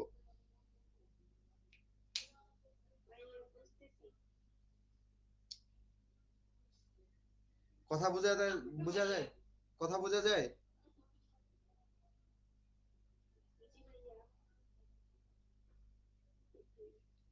আচ্ছা, কেন? আচ্ছা আমি চেষ্টা করতেছি। তো শুনেন, আইনগত ধারণা, আইনগত ধারণা কি? সংবিধান বিশেষজ্ঞ প্রফেসর ফাইনারের এই যে প্রফেসর ফাইনার বলছে, আইনগত ধারণা আভাস পাওয়া যায়, যেমন আইনের ভিত্তিতে বিভিন্ন প্রতিষ্ঠানের মধ্যে সম্পর্ক গড়ে ওঠে, বৈধ উপায়ে সরকারের প্রতিটি বিভাগ ও প্রতিষ্ঠান পরস্পরের মধ্যে সম্প্রীতি রক্ষা করে। তাহলে মৌলিক আইন আছে, 8 নম্বরে হচ্ছে মৌলিক আইন। আমরা এই টপিক গুলো লিখতেছি তো না, মৌলিক আইন, এগুলো কিন্তু পরবর্তীতে আপনারা এগুলো মৌলিক আইনগুলো আমরা কি কি কি বলতেছি সেটা হচ্ছে, আমি কি কি বলতেছি সেই সম্পর্কে এটা একটা ধারণা নিয়ে লিখবেন। আচ্ছা, মৌলিক আইন কি বলছে, সংবিধান হলো মৌলিক আইনের সমষ্টি। তাহলে সংবিধানই আমাদের আহ, কি হয়, মৌলিক আইনের মাধ্যমে সংগঠিত হয়। এই যে মৌলিক রীতিনীতি বলছে অনেক অনেক প্রশ্নে, মৌলিক রীতিনীতির মাধ্যমে গঠিত মানে প্রতিষ্ঠা কি বলছে, গঠিত বিধানকে হচ্ছে সংবিধান বলা হয়। বা এখানে যেমন বলছে যে মৌলিক আইনের সমষ্টি, তারপরে বলছে মৌলিক বিধিবিধান, ওই যে রীতিনীতি বললাম, হ্যাঁ, বিধিবিধান হলো দেশের প্রচলিত আইন বা সংবিধানের সঙ্গে সংশ্লিষ্ট মৌলিক বিধানই সংবিধানের সঙ্গে সম্পৃক্ত। তারপরে হচ্ছে আহ এই সকল বিষয়ে, মানে এই যে বিষয়গুলো আছে সেই ক্ষেত্রে মৌলিক প্রতিষ্ঠান সমূহের প্রভাব বিদ্যমান। তাহলে আমরা আহ এই যে এই প্রশ্নটা আছে প্রফেসর ফাইনারের যে উক্তি বা এই যে উক্তিটা আছে, মৌল রাজনৈতিক প্রতিষ্ঠান সমূহের সুষম ব্যবস্থায় সংবিধান, হ্যাঁ, উক্তিটি আলোচনা আমরা যদি করি, তাহলে আমাকে প্রথমে কি দিতে হবে, ভূমিকা। ভূমিকাতে আমরা কি কি করব, যেহেতু সংবিধান আছে, সংবিধান কি, হ্যাঁ, এই সংবিধান কি কি নিয়ে গঠিত হয় এবং সংবিধান একটা রাষ্ট্রের জন্য কতটুকু গুরুত্ব, সেইটা আমাকে লিখতে হবে। তারপরে আমরা লিখব যে এই টপিকসটা, এবং এই টপিকসটার মতে এখানে একটা সংবিধান বিশেষজ্ঞ বা প্রফেসর ফাইনার যিনি বলছেন, হ্যাঁ, সেই তার মতে আসলে কি কি সেই ব্যাখ্যাটা আমরা টপিকস এর মাধ্যমে দিব। রাষ্ট্রীয় কাঠামো, তারপরে হচ্ছে শাসন বিভাগ, নির্বাচক মণ্ডলী, আইনসভা, রাজনৈতিক দল, ক্ষমতা বন্টন, আইনগত ধারণা, মৌলিক আইন। তারপরে সবসময় একটা জিনিস খেয়াল রাখবেন, ব্রড প্রশ্ন যখন আপনারা লিখবেন সর্বশেষ উপসংহার আপনাকে দিতে হবে। কি দিতে হবে? উপসংহার। এই উপসংহার কিন্তু অতি গুরুত্বপূর্ণ এই ব্রড প্রশ্নের জন্য। আপনি যখন ভূমিকাটা লিখবেন তখন এখানে উপসংহার লিখতে হবে, ঠিক আছে? অনেকে কি করে, শুরু করে টপিকস দেয়, ঠিক আছে, পরে কিন্তু উপসংহার লিখে না। এইটার জন্য কিন্তু আপনার মার্ক কাটা যেতে পারে, অবশ্যই এটা খেয়াল রাখতে পারবেন, মানে রাখবেন। এখন বিষয় হচ্ছে উপসংহার আপনি কি লিখবেন, এই যে এতক্ষণে আলোচনা করলেন এটার হচ্ছে সারমর্ম কি সংক্ষেপে সেটাকে বুঝাইতে হবে। যেমন এখানে বলছে উক্ত আলোচনার মাধ্যমে আমাদের নিকট এটা স্পষ্ট প্রতীয়মান যে অধ্যাপক ফাইনার কর্তৃক প্রদত্ত সংবিধানের সংজ্ঞা সর্বাধিকভাবে গৃহীত এবং সর্বজন স্বীকৃত। আমি প্রথমে বলছিলাম যে এই উক্তিটা কিন্তু প্রফেসর ফাইনারের। তাহলে এইখানে ওই জন্য এখানে বলছে যে এইখানে আমি একটু আগে বললাম যে উপসংহারে আমরা কি লিখবো, এই এতক্ষণ যে আলোচনা করলাম সেটা সারসংক্ষেপ। এখানে কিন্তু বলছে ওইভাবেই যে উপযুক্ত আলোচনার মানে উপরোক্ত আলোচনার উপরোক্ত আলোচনার মাধ্যমে আমাদের নিকট এটাই স্পষ্ট, এই এতক্ষণ যে আলোচনা করলাম এটা আমাদের কাছে স্পষ্ট হইল যে অধ্যাপক ফাইনার কর্তৃক সংবিধানের সংজ্ঞা সর্বাধিক গৃহীত ও সর্বজন স্বীকৃত, সবাই স্বীকৃত দেয়, এবং তিনি যথার্থই বলেছেন মৌল রাজনৈতিক প্রতিষ্ঠান সমূহের সুষম ব্যবস্থাই সংবিধান। বোঝা গেছে?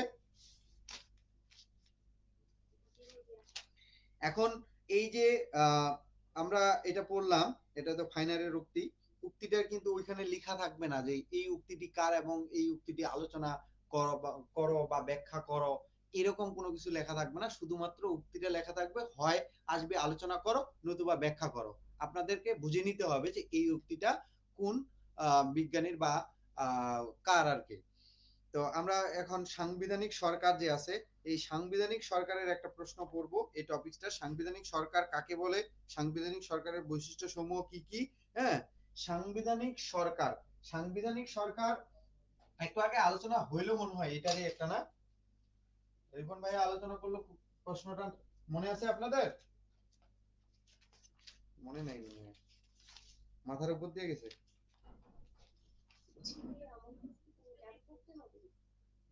না ওইখানে ওইটা ছিল হচ্ছে, আলোচনাটা ছিল হচ্ছে সাংবিধানিক বৈশিষ্ট্য সমূহ আলোচনা, আর এখানে হচ্ছে সাংবিধানিক সরকার কাকে বলে, সাংবিধানিক সরকারের বৈশিষ্ট্য, এখানেও কিন্তু ওই বৈশিষ্ট্য আছে। তার মানে বৈশিষ্ট্যগুলো একই, আমরা বৈশিষ্ট্য কয়টা দেখলাম, 14টা না? ওই বৈশিষ্ট্যগুলো এখানে দেওয়া আছে, অর্থাৎ ওই প্রশ্ন আর এই প্রশ্ন সেম, শুধু মাত্র একটু লাগানো আছে, সেটা হচ্ছে সাংবিধানিক, সংবিধান কি মানে সরকার কি, সাংবিধানিক সরকার কি। অর্থাৎ এখানে আমরা যদি ভূমিকা লিখি, যেমন আমাদের মুক্তিযুদ্ধের কথা এখানে বলছে, যেমন 1971 সালে বাংলাদেশের স্বাধীন হওয়ার পর 1972 সালে বাংলাদেশের সংবিধান কি হয়, প্রণীত হয় বা প্রণয়, বাংলাদেশের ইতিহাসে একটা গুরুত্বপূর্ণ অধ্যায়। আমাদের বাংলাদেশের ইতিহাসে 1971 আমাদের আজীবন মনে থাকবে, থাকবে না? আমরা অনেক কষ্টের বিনিময়ে আজকে এই বাংলাদেশ পেয়েছি, আর এই বাংলাদেশ নিয়ে যত ছিনিমিনি খেলা চলছে, এটা কি মানে নেওয়া যায়? যাই হোক, ব্যাপারটা ওটা না, ব্যাপারটা হচ্ছে আমরা সাংবিধানিক সরকার কাকে বলে সেটা এখন জানবো। সেটা হচ্ছে যে সাধারণ প্রেক্ষাপটে সাংবিধানিক সরকার বলতে বোঝায় যেখানে সংবিধানের রীতিনীতি, এখন রীতিনীতি তো বোঝেন, অনুযায়ী সরকার গঠিত হয়, তাকেই সাংবিধানিক সরকার বলে। সংবিধানে আমরা সংবিধান যেভাবে তৈরি করছি, যে সংবিধানটা যেভাবে আমাদের রাষ্ট্রের তৈরি, রাষ্ট্রে যেভাবে লেখা আছে সেইভাবে একজন সরকার গঠিত হইলে সেটাকেই বলা হবে সাংবিধানিক সরকার। মনে থাকবে না? কি বললাম?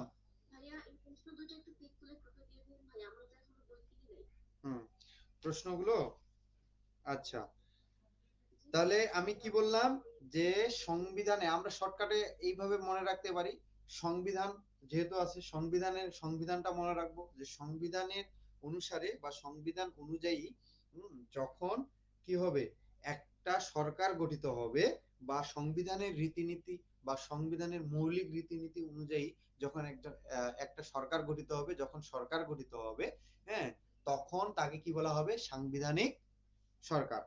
এই সাংবিধানিক সরকারের আবার বিভিন্ন ওই যে প্রামাণ্য সংজ্ঞা। এখন প্রামাণ্য সংজ্ঞা জিনিসগুলো কি? অনেকের মতে কিভাবে মানে সাংবিধানিক সরকার কাকে বলে, এই যে মত প্রকাশটা, সেটা হচ্ছে আবার দুই রকমের মত প্রকাশ। একরকম হচ্ছে কি, এটা হচ্ছে সাংবিধানিক সরকার প্রসঙ্গে বিভিন্ন মনীষী, রাষ্ট্রবিজ্ঞানী এবং হচ্ছে রাজনৈতিক ব্যক্তিবর্গ নানা রকম সংজ্ঞা প্রদান করছেন। এখন এখানে কি বলছে? মনীষী, রাষ্ট্রবিজ্ঞানী ও রাজনৈতিক ব্যক্তিবর্গ যার মতে সাংবিধানিক সরকার কি কি সেটা। আরেকটা আছে অনেক বিজ্ঞানী সাংবিধানিক সংজ্ঞা প্রদান করেছেন, তাদের মধ্যে গুরুত্ব কিছু সংজ্ঞা উল্লেখ করা হলো। অনেক রাষ্ট্রবিজ্ঞানী শুধু, আর এখানে মনীষী, রাষ্ট্রবিজ্ঞানী ও রাজনৈতিক বর্গগণ, এটা দুই উপায়ে দিছে। আচ্ছা, যা হোক, আমরা ওই দেখবো যে অনেকগুলো নাম দেওয়া আছে এখানে। যেমন হচ্ছে আমরা এটার নাম পড়লাম অধ্যাপক কার্ল জে ফ্রেডারিক, এটা পড়ছিলাম curl J Frederick. Professor KC where, এটা তো পড়লাম কেসি হুইয়ার। হ্যাঁ, এখানে কার্ল জে ফ্রেডারিকের মতে বলছে ক্ষমতার বিভক্তিকরণ যে কোনো সভ্য সমাজের, সভ্য জিনিসটা বুঝি তো, সভ্য সমাজ ভিত্তি, আর এটাই হচ্ছে সাংবিধানিক সরকার। তাহলে ক্ষমতার বিভক্তিকরণ, ক্ষমতাটা যে বিভক্ত হবে সেটার যে কোনো সভ্য সমাজের ভিত্তি, আর এটাই হচ্ছে কি হচ্ছে সাংবিধানিক সরকার। সরকার প্রফেসর কেসি হুইয়ারের মতে সাংবিধানিক সরকার কেবল সংবিধানের বিধান অনুসারে বা অনুযায়ী সরকার নয়, এ সরকার মানে আইন ও সংবিধানের মাধ্যমে নিয়ন্ত্রিত হয়। এখন এখানে একটা বিষয় আছে, দেখেন, সরকার আইন ও সংবিধানের মাধ্যমে নিয়ন্ত্রিত, অর্থাৎ একজন যে সাংবিধানিক সরকারকে আমরা বলবো, এই সাংবিধানিক সরকার কি, এই হুইয়ারের মতে, অর্থাৎ কেসি হুইয়ারের মতে বলছে যে কেবল সংবিধানের বিধিবিধান অনুযায়ী, বিধিবিধান অনুযায়ী সংবিধানের কি হচ্ছে যে আইন আছে বা সংবিধানের মাধ্যমে যে নিয়ন্ত্রিত হবে সেই বিষয়গুলো ওই হচ্ছে সাংবিধানিক সরকার।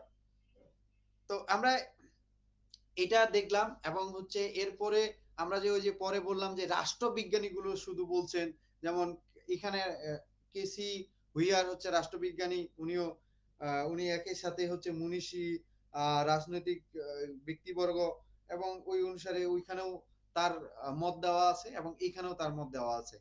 তো পরবর্তীতে আমরা দেখব হচ্ছে সাংবিধানিক সরকারের বৈশিষ্ট্য। এই সাংবিধানিক সরকারের বৈশিষ্ট্য আমরা কিন্তু প্রথম প্রশ্নে পড়ে ফেলেছি। তাহলে প্রথম প্রশ্নটা আমরা 14টা টপিক এখানেও লাগাই দিতে পারি।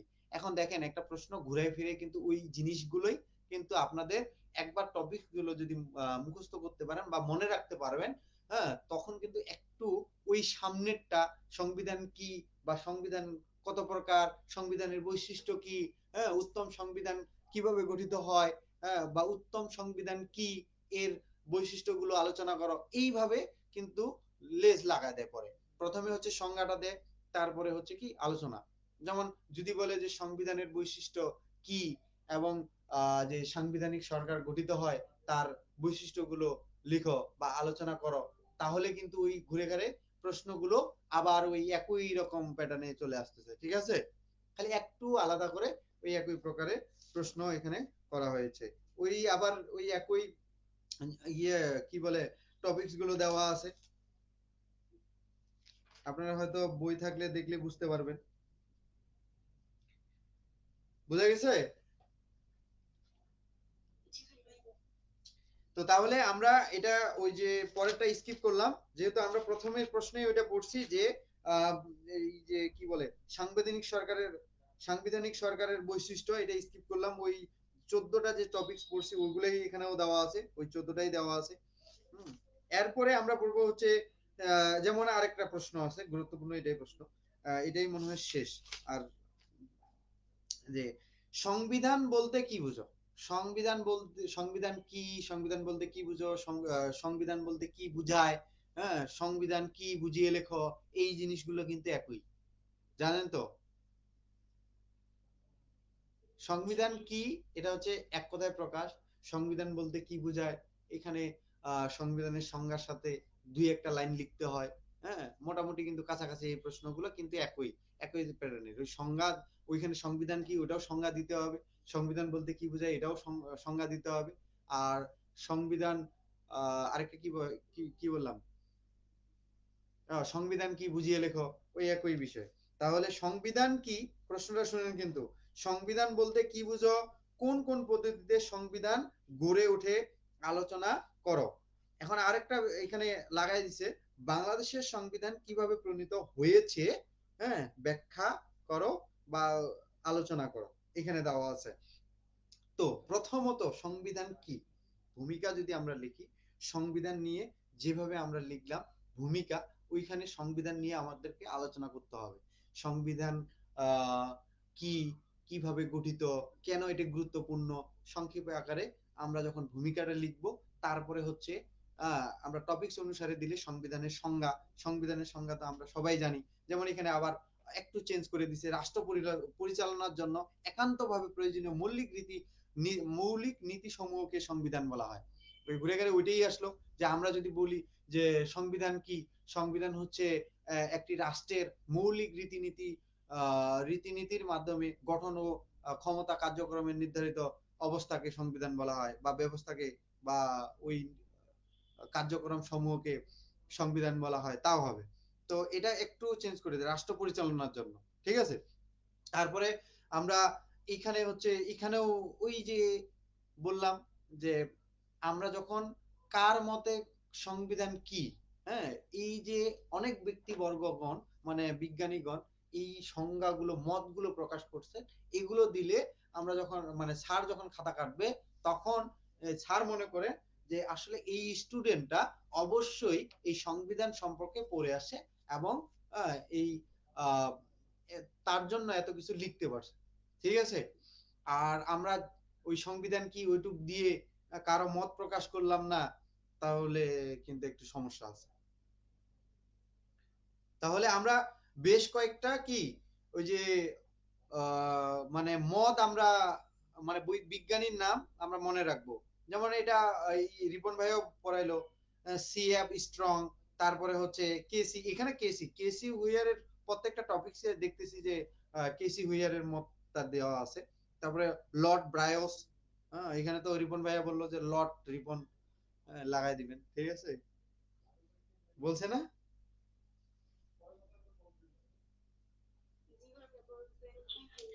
তারপরে উসলি, এগুলো তো বললোই, এই রুসলির মতবাদ আবার ওইটাই চলে আসতেছে, দেখেন। হ্যাঁ, এই যে সিএফ স্ট্রং, আমি বললাম প্রথমে সিএফ স্ট্রং, তারপরে কেসি হুইয়ার, তারপরে লর্ড ব্রাইস, তারপরে হচ্ছে উল কি উলসি, আর একটা আছে লয়েন স্টাইন। এগুলো আমরা কিন্তু ওই প্রথম প্রশ্নটাতে পড়ে আসি। দেখেন, একটা প্রশ্ন ভালো করে মনোযোগ সহকারে পড়লে কি হয়, এই ধারাবাহিকতা বোঝা যায় যে এগুলো তো একই। এখন আমি যে মানে রিপন ভাইয়া যে প্রথম প্রশ্নটা বুঝাই দিল, এখন ওইখানে যে মতটা প্রকাশ করছে যে লর্ড ব্রাইজে বলেন আর কেসি স্ট্রং এ বলেন, এখানে কি পরিবর্তন হয়ে যাবে বলেন? তাহলে ওই একটা মতে আমাকে এখন দেখতে হবে যে ভূমিকাটার পরে কয়টা মতামত এখানে দেওয়া আছে, এবং আমি কয়টা মনে রাখতে পারছি, আমি কয়টা দিতে পারবো, ঠিক আছে। তারপরে হচ্ছে এই যে বাংলাদেশের সংবিধান যে প্রণীত হয়েছে, কিভাবে প্রণীত হয়, সেইটার ব্যাখ্যা। আসলে আমরা একটু সংক্ষিপ্ত আকারে এটা পড়ার চেষ্টা করব, বিস্তারিত যাব না। হ্যাঁ, বাংলাদেশের সংবিধান যেভাবে প্রণীত পদ্ধতি আমরা এটা মনে রাখবো, একটা সহজ ধাপ আছে, সেই ধাপটা দিয়ে আমরা মনে রাখতে পারবো। তবে বাংলাদেশের সংবিধান যেভাবে সংশোধন করা হয় এটা আগে দিছে এখানে। তবে আমরা, আমাদেরকে বলছে প্রশ্নতে যে সংবিধান কিভাবে প্রণীত হয়, এইটা কেউ যদি স্কিপ করতে চান তাহলে করতে পারেন, সমস্যা নাই। কিন্তু তখন আবার বাংলাদেশের সংবিধান প্রণয়ন পদ্ধতিটা ভালো করে বিস্তারিত দিতে হবে, ঠিক আছে। এখন এইখানে যেমন সংবিধান যেভাবে সংশোধন করা হয়, এটা বিভিন্ন ধাপে সংশোধন করা হয়, ঠিক আছে?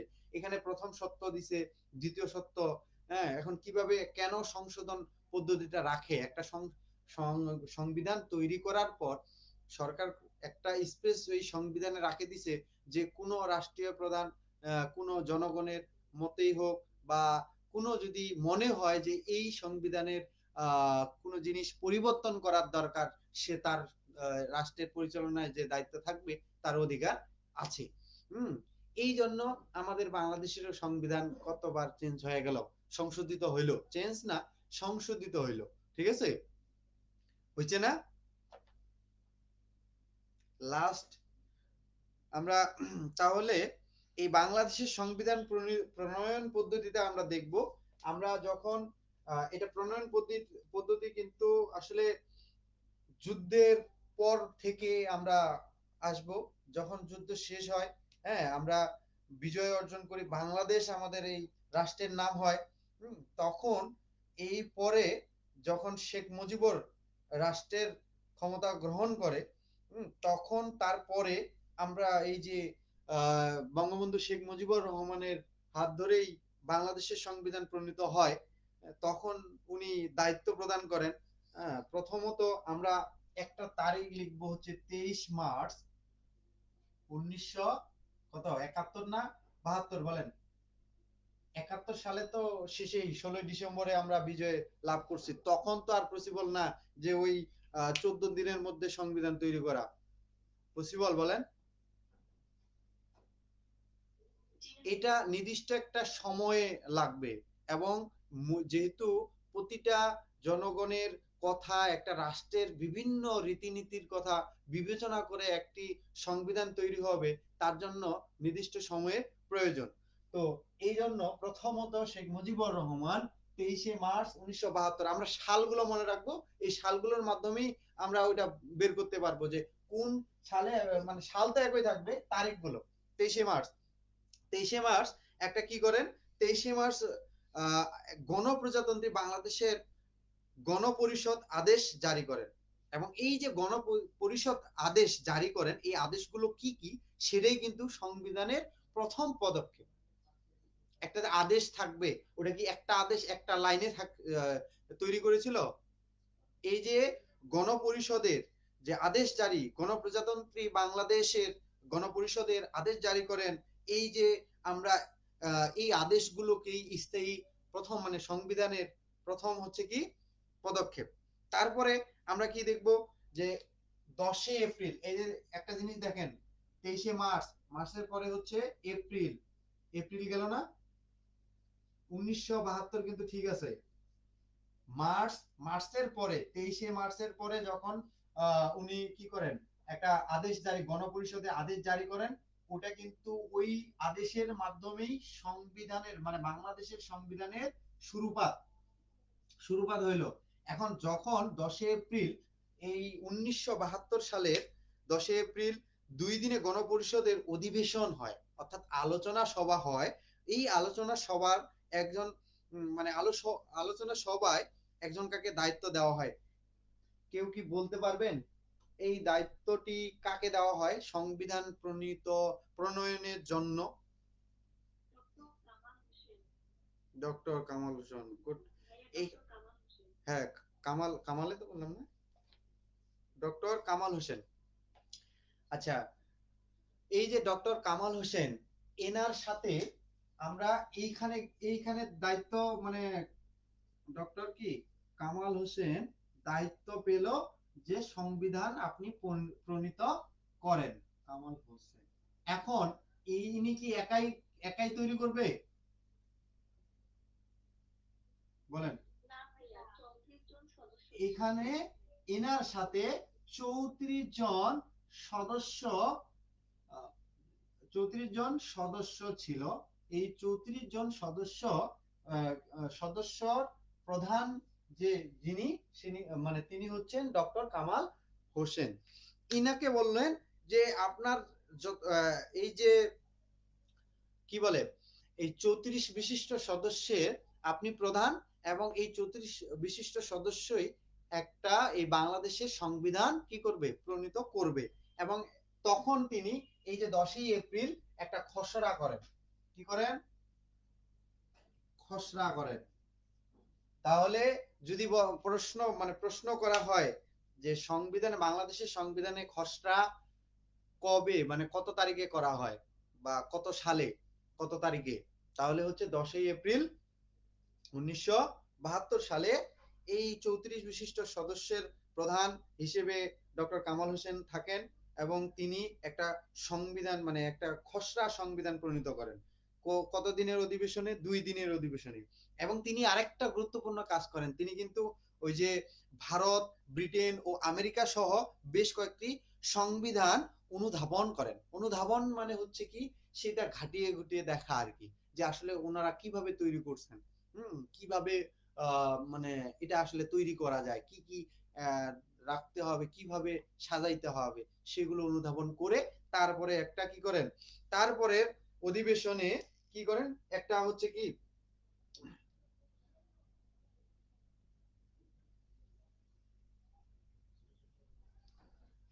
আচ্ছা এখানে একটু ভুল বললাম, যে এটা হচ্ছে খসড়া প্রণয়নের কমিটি তৈরি করেন, প্রণয়নের কমিটি, এখানে কমিটি তৈরি করছিলেন।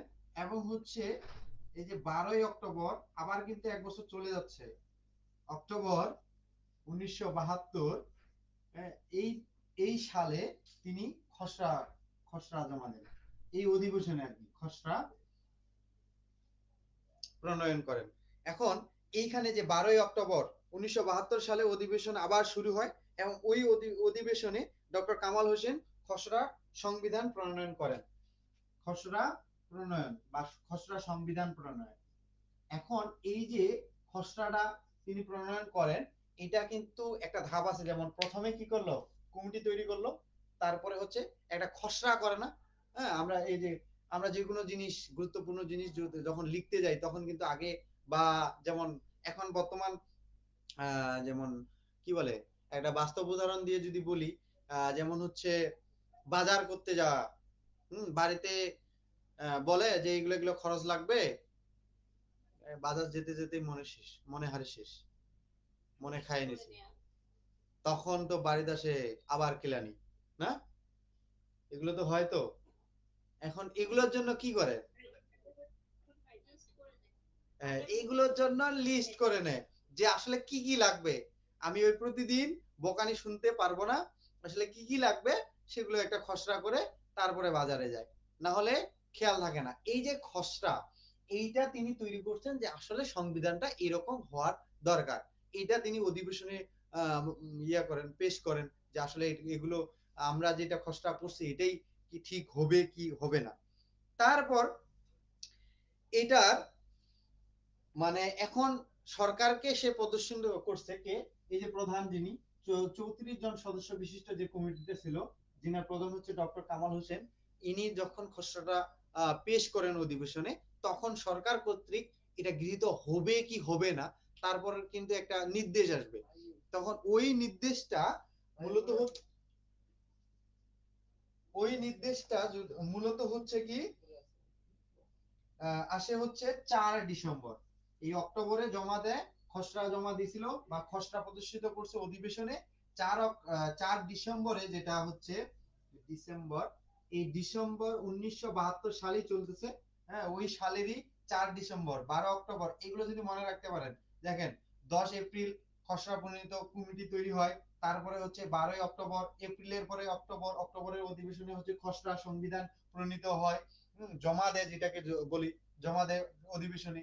এবং এই যে 4 ডিসেম্বর 1972 সালে, হ্যাঁ, এইখানে কি করে, এটা এই খসড়াটা গৃহীত হয়, গৃহীত হয় বলতে কি, সব বিচার বিশ্লেষণ করে দেখতেছেন না, এই যে 34 জন সদস্য বিশিষ্ট যে একটা কমিটি তৈরি করেছে, সেই কমিটির প্রধান হচ্ছে ডক্টর কামাল হোসেন, ইনার যে খসড়া তৈরি হয়েছে সংবিধান, এটা ঠিক আছে, এটাই গৃহীত করা হোক, বা এটাই আমরা সংবিধান তৈরি করব, তখন সরকার কর্তৃক গৃহীত হয়।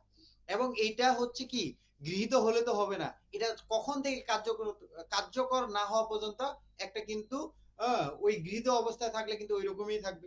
এখন কার্যকরী হবে কি হবে না সেটা নির্ধারণ করেন একটা ডিসিশন আসে হচ্ছে কি 16ই ডিসেম্বর, 1972 সাল। এটা হচ্ছে কি কার্য কার্যকরিত হয়,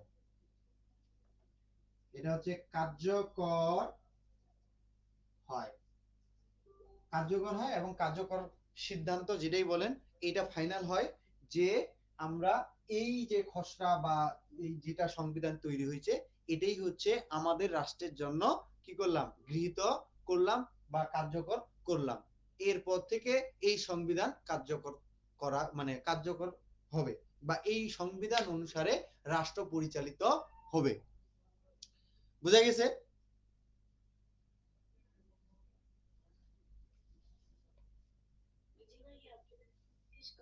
হ্যাঁ, শেষ তো করবোই, শেষই এই প্রশ্নটাই আমি বলে দিচ্ছি যে এই প্রশ্নটা শেষ। এখন একটু খালি আমরা রিয়েলাইজ করি বিষয়গুলো যে আমাদের এই একটা প্রশ্ন, উপরের প্রশ্নটা কিন্তু না আবার কেউ ভাবিয়েন না যে উপরের প্রশ্নটার এই ব্যাখ্যাটা, ঠিক আছে? তাহলে প্রশ্ন একটা হবে উত্তর আরেকটা হবে, ঠিক আছে? তো এই প্রশ্নটা ছিল আমাদের হচ্ছে বাংলাদেশের সংবিধান কিভাবে প্রণীত হয় বা প্রণয়ন করা হয়, ঠিক আছে, সেইটার ব্যাখ্যা।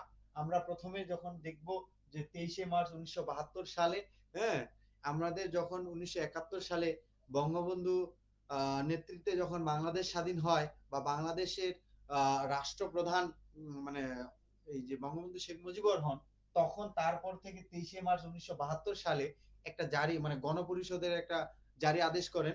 সেই জারিটাই কিন্তু ওই জারিটাই মূলত হচ্ছে সংবিধানের শুরুপাত বা প্রথম পদক্ষেপ ছিল।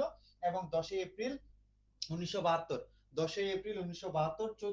34 জন সদস্য বিশিষ্ট একটা কমিটি তৈরি করেন এই সংবিধান তৈরির জন্য, যার প্রধান হচ্ছে ডক্টর কামাল হোসেন এবং হচ্ছে এখানে এটাকে বলা হয় খসড়া প্রণয়নকারী কমিটি বা সংবিধান মানে সংবিধান তৈরি কমিটি, ঠিক আছে? তারপরে হচ্ছে 12ই অক্টোবর একটা খসড়া সংবিধান জমা দেন, হ্যাঁ, অধিবেশনে 12ই অক্টোবর 1972 সালে যে অধিবেশন হয় সেই অধিবেশনে এই যে 34 জন সদস্য বিশিষ্ট একটা খসড়া সংবিধান জমা দেন এবং এইটা হচ্ছে 4 ডিসেম্বরে গৃহীত হয় সরকার কর্তৃক। এটা হচ্ছে গৃহীত হয় এবং সরকার কর্তৃক বিবেচিত হয় যে এটাই হবে আমাদের বাংলাদেশের সংবিধান। তারপরে এটি কার্যকরিত হয় হচ্ছে 16ই ডিসেম্বর 1972 সাল। এই যে দেখেন কয়েকটা সাল, আমাদের কয়েকটা তারিখে, সাল তো একটাই, 10ই এপ্রিল, 12ই অক্টোবর, 4 ডিসেম্বর, 16ই ডিসেম্বর। এই কয়েকটা মনে রাখলে বাংলাদেশের সংবিধানের ব্যাখ্যা করা খুবই সহজ।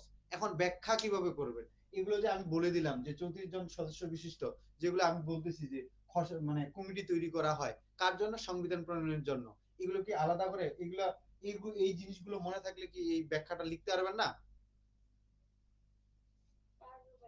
এখন আসেন হচ্ছে এই যে শর্ট মানে ক খ বিভাগে এই যেগুলো আমি মানে এখানে পড়া হইলো, 3টা না 4টা প্রশ্ন ব্রড প্রশ্ন পড়ানো হইলো, এই 3টা 4টা প্রশ্নেই হচ্ছে আবার শর্টে আছে, ঠিক আছে?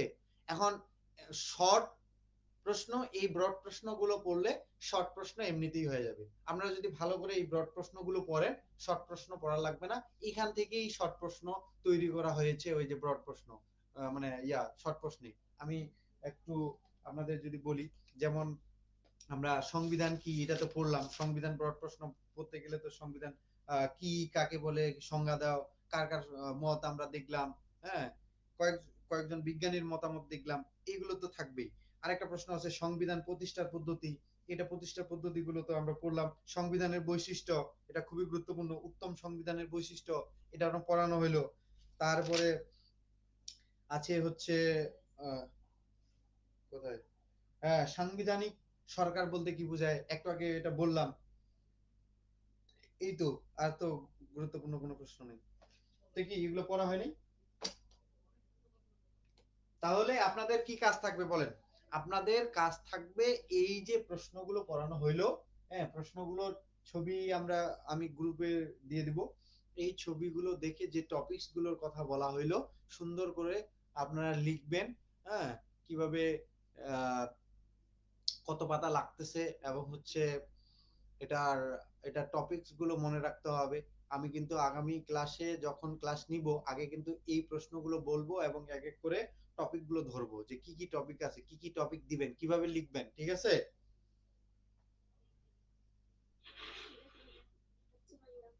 তাহলে আজকে এই পর্যন্তই। হ্যাঁ। ওহ, দেরি হয়ে গেছে না? তাড়াতাড়ি খালি যাওয়ার চিন্তা ভাবনা। ওকে, তাহলে আজকে এই পর্যন্তই।